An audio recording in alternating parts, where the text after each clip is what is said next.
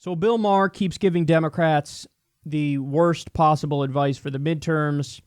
Over the years, he's become more and more out of touch. Let's watch. You know the Democrats' position on Trump? Have you heard this? Have we mentioned it a few times?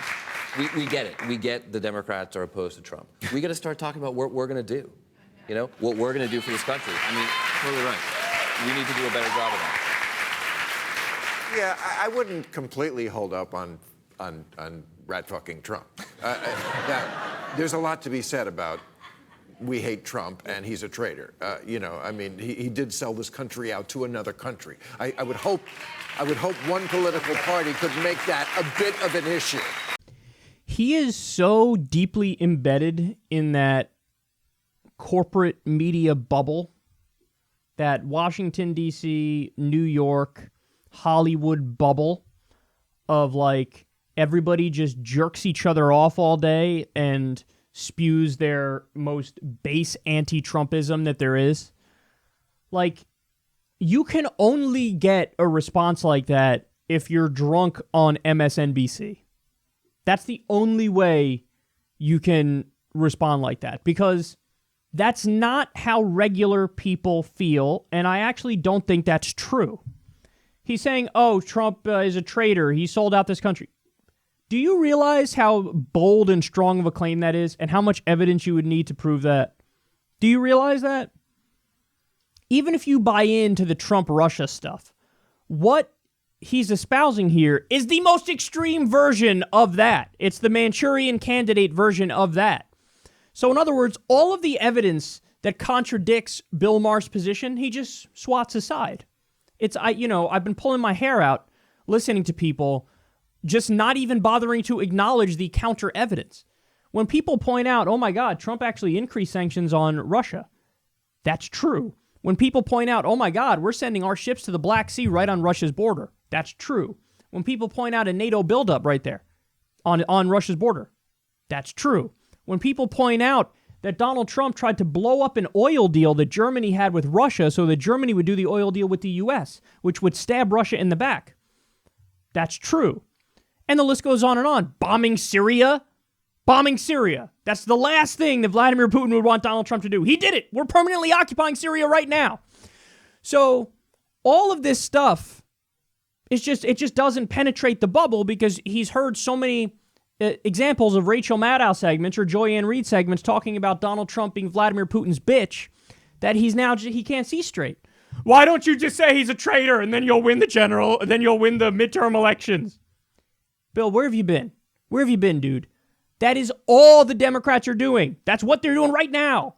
They already said, Nancy Pelosi, Chuck Schumer, oh, we're going to try to run the midterms on a strategy where all we do is talk about that press conference in Helsinki.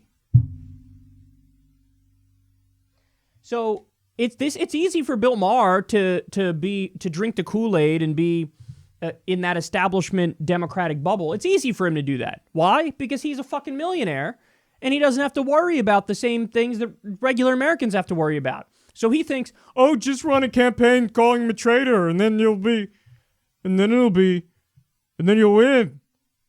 No, you know how you win, Bill? You talk about what you're for. That guy got it exactly right on the panel. He got it exactly right. Talk about what you're for. Medicare for all, free college, end the wars, living wage, legalize marijuana. What happened? You were big on that. Oh yeah, let's legalize marijuana. I'm sure you're still big on it.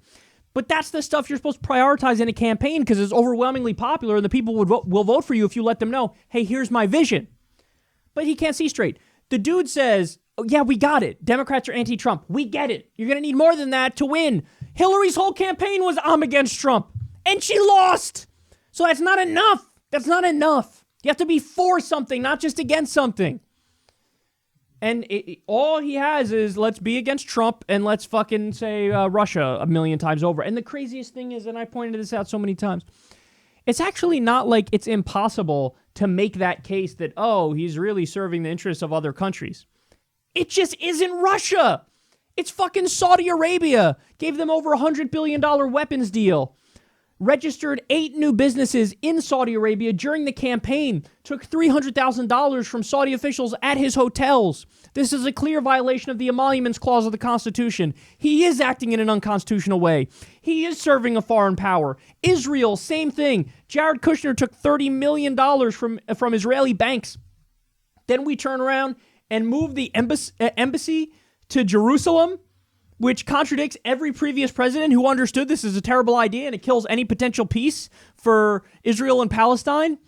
So, and they tried to kill the UN resolution that said, hey, stop building illegal settlements, because they took phone calls from top Israeli officials, and the Israeli officials told them when he was president-elect, hey, go do this for me. So there are examples of him serving a foreign country over the interests of the U.S., but it's just not with Russia. But they would never bring up those issues because they're real and because it requires actually reading and knowing shit that is not just fucking pumped into your brain from MSNBC. So they would never put that forward. And it's also, those issues happen to be totally true.